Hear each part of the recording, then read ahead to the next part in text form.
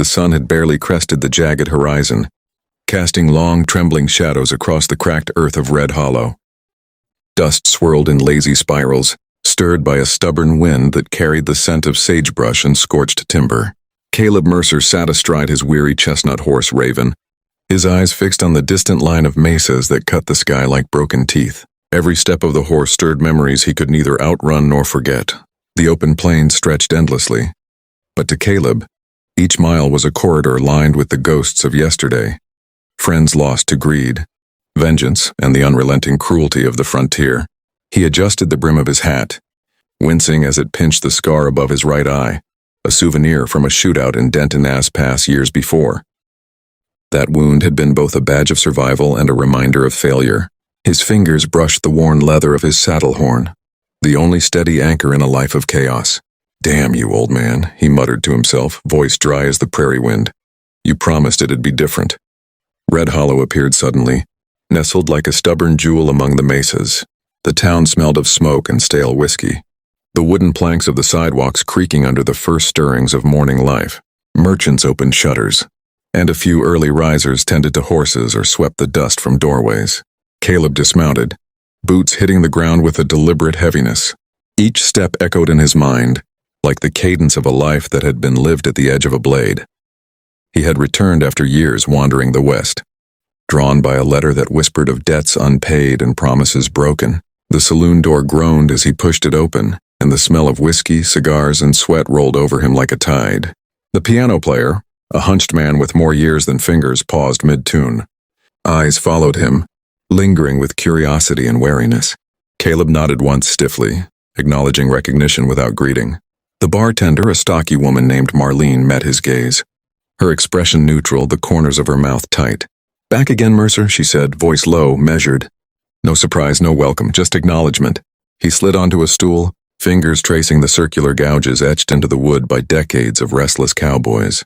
The bartender placed a whiskey without a word. Caleb accepted it, letting the amber liquid scorch down his throat, warmth seeping into a chest cold from years of regret.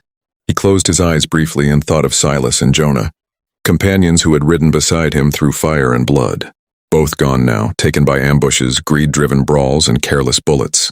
Their laughter, their arguments, the feel of their shoulders brushing his while galloping under a crimson sunset. Memories he could see, hear, and smell as clearly as the whiskey burning his throat.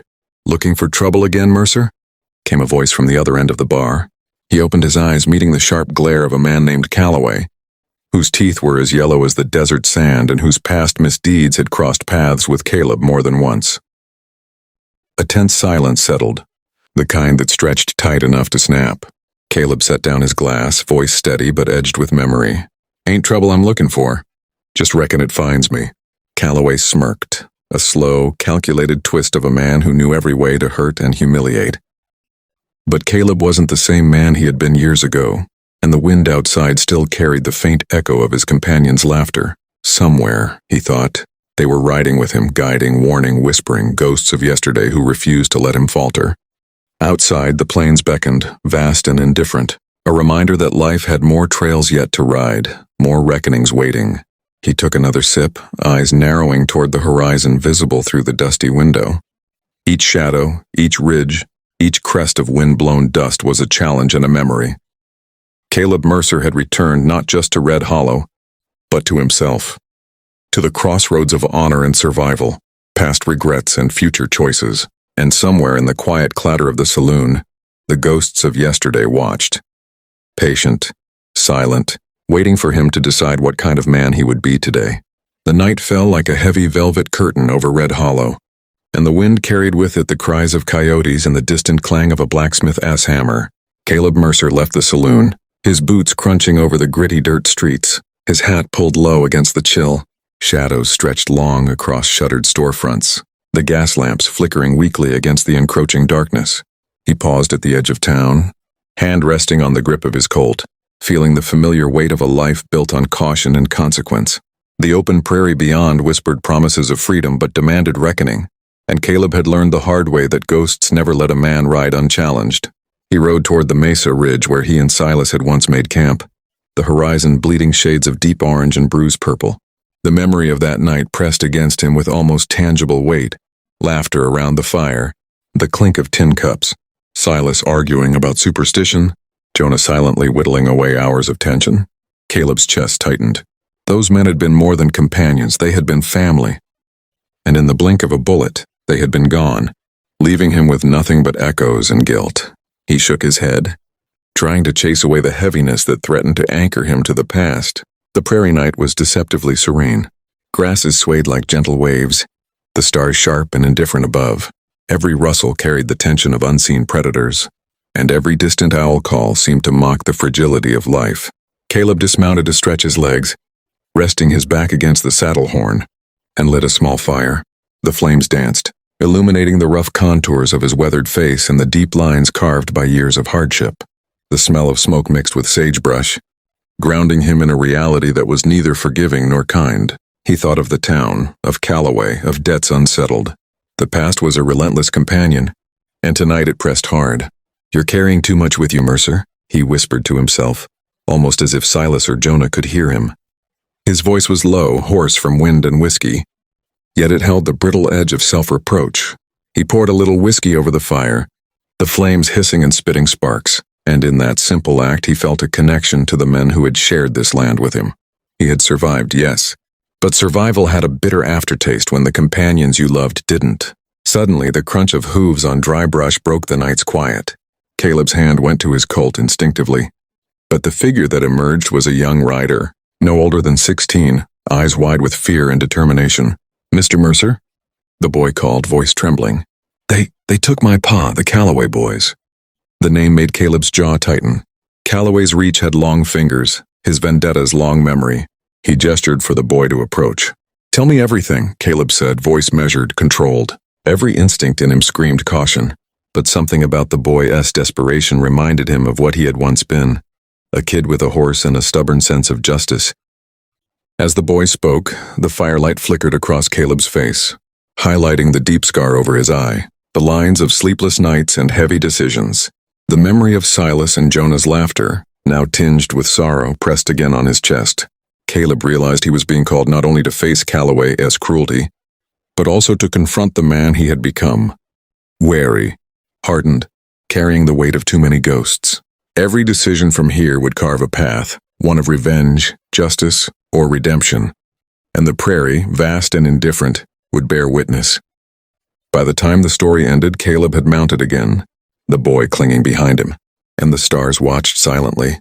The open plains beckoned, dangerous and unforgiving, yet full of the possibility that honor might still be salvaged. He nudged Raven forward, the horse's hooves striking sparks from the earth, and felt a pulse of determination that was both familiar and foreign. This journey was no longer just about survival. It was about remembering the past without being imprisoned by it, about riding with ghosts without letting them dictate the road ahead. The first light of dawn burned through a veil of mist over the rolling prairie, painting everything in shades of gold and ash. Caleb Mercer guided Raven steadily across the uneven ground, the boy gripping the reins behind him with a mix of fear and awe. The world seemed suspended between night and day, a fragile threshold where the past could bleed into the present. Caleb's thoughts wandered to Silas and Jonah, the laughter and arguments, the shared meals and bitter fights. Their absence weighed heavier than the pack of weapons strapped to his horse. Their voices echoed in every gust of wind, every distant coyote howl.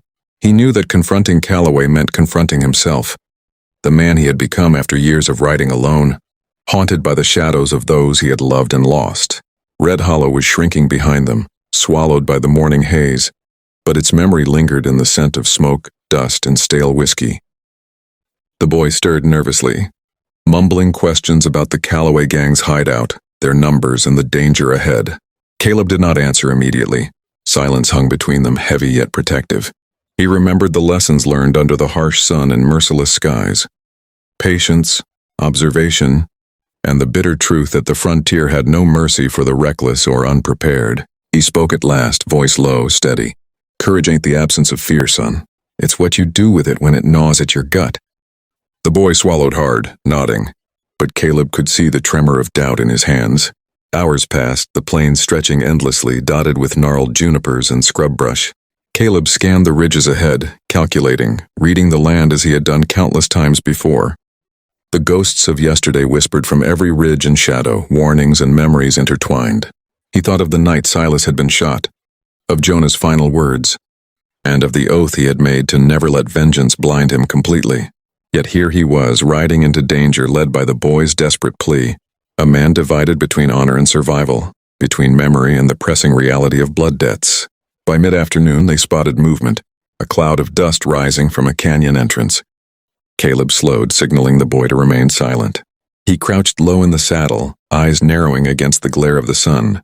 Figures emerged, rough and armed, faces twisted with intent and cruelty. Calloway's men. Caleb's hand brushed the leather of his Colt, heart hammering, mind circling with strategy. He could attack directly, take the risk and possibly lose them both. Or he could maneuver, outthink the brute force arrayed against him. The lessons of survival, of loyalty and betrayal surged forward. He inhaled, letting the wind carry away panic, focusing instead on calculation, timing, and the steady rhythm of Raven's breathing beneath him. "Stay close," Caleb muttered, the boy gripping him tighter, eyes wide and searching. He spurred the horse into cover behind a low ridge, the dust masking their presence. The men below argued, their voices carrying across the canyon, brimming with greed and arrogance. Caleb listened, noting numbers, positions, and weaknesses. The boy's weight shifted nervously behind him. But Caleb's presence was firm, silent reassurance that they would survive this if he held true to himself. The ghosts of yesterday were present, no longer just memories, they were guides. Silent sentinels reminding him that courage could coexist with fear, that honor required choices that cut deep, and that survival demanded strategy as much as strength. As the sun dipped toward the western horizon, casting long, bleeding shadows, Caleb felt the tight knot of dread loosen slightly. He knew the coming hours would demand every skill he possessed, every lesson learned, every memory of fallen friends, every ounce of restraint and cunning. Yet beneath the tension, a pulse of determination surged through him. This journey was not only a rescue but a reckoning, a bridge between the man he had been and the man he could still become. The prairie held its breath alongside him, vast, indifferent, but also watchful, offering a stage upon which courage and regret would collide, shaping the path forward for both rider and boy. The canyon air was thick with dust and tension as Caleb Mercer crouched behind the jagged rocks, eyes locked on the small encampment below. The Calloway gang moved with careless confidence, unaware that the man they had tormented and evaded for years was watching them now, steady, patient, and fueled by memories that sharpened his instincts. The boy behind him trembled, quiet and pressed against Caleb's back. But the young eyes mirrored something Caleb recognized, fear tempered by trust, the fragile faith that someone older, wiser, and scarred could guide them through the storm. He allowed himself a slow breath, feeling the pulse of the land beneath Raven's hooves, the cadence of the wind, and the whispers of Silas and Jonah threading through his memory. They were here with him, still guiding him, still riding beside him in invisible camaraderie. Caleb's mind raced through tactics, rehearsed possibilities in the quiet corners of his consciousness, weighing risks and opportunities. A wrong step could mean death for both him and the boy. But hesitation had cost him before. Silas and Jonah had died in moments of miscalculation, leaving him with nothing but regret. He could not afford to falter now. He nudged the horse forward slowly, inch by inch, letting the terrain conceal them. Every shadow was a shield, every ridge a chance to turn the odds in their favor. He whispered softly to the boy, "Keep your eyes open. Watch, learn. You'll need more than courage out here." A sudden shout below snapped them from the cautious silence. A gang member had spotted movement along the ridge. Caleb froze, calculating. The boy stiffened, heart hammering, but Caleb's hand rested lightly on the Colt, steady, familiar. The moment stretched taut, the world reduced to rocks, dust, and the silent count of life versus death. He waited, letting the man expose himself, then shifted position, the Colt drawn in a controlled motion honed by years of necessity. The shot rang out, precise, cutting through the morning air, and the gang erupted into chaos. Caleb pressed advantage, using the terrain to isolate and neutralize threats, all the while keeping the boy shielded. Every maneuver was deliberate, every breath measured. By midday, the dust had settled. The gang was scattered, some fleeing, some incapacitated, and the boy's father, bound and bruised but alive, stood, blinking against the sunlight as Caleb approached.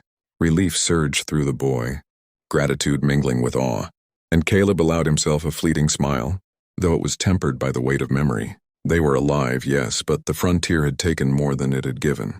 Caleb looked toward the horizon, feeling the wind against his face, the prairie stretching endlessly, indifferent yet witness to every choice, every life saved or lost. He felt the presence of Silas and Jonah, their laughter carried in the gusts, their advice remembered. The ride back to Red Hollow was quieter. The boy clung to his father, exhausted but safe, and Caleb's hand rested on Raven's mane, steadying himself against the rush of relief and fatigue. He thought of the path that had brought him here, the losses, the mistakes, the moral crossroads, and realized that each had shaped him into the man capable of this act, capable of honor tempered with pragmatism. The ghosts of yesterday were no longer burdens. They were guides, teaching him that courage was not the absence of fear, that integrity required sacrifice, and that resilience could be forged in fire and sorrow alike. As Red Hollow came into view, Caleb felt a rare clarity. The town, the plains, the sun-baked ridges, they were all part of a world that demanded grit, honesty, and humanity. He dismounted, feeling Raven shift beneath him, the weight of the past settling into a sense of completion rather than regret. The boy and his father disappeared into the town, grateful and shaken, while Caleb lingered a moment, watching the sun dip low. A quiet reflection filled him, cinematic in its simplicity. A man shaped by hardship, haunted by loss, yet steadfast in his principles, riding forward with the lessons of yesterday, courage in his heart, integrity in his hands, and resilience etched into every step he would take across the unforgiving frontier. Redemption was not a story of perfection, it was survival with honor, memory embraced, and the ghosts of yesterday riding always beside him.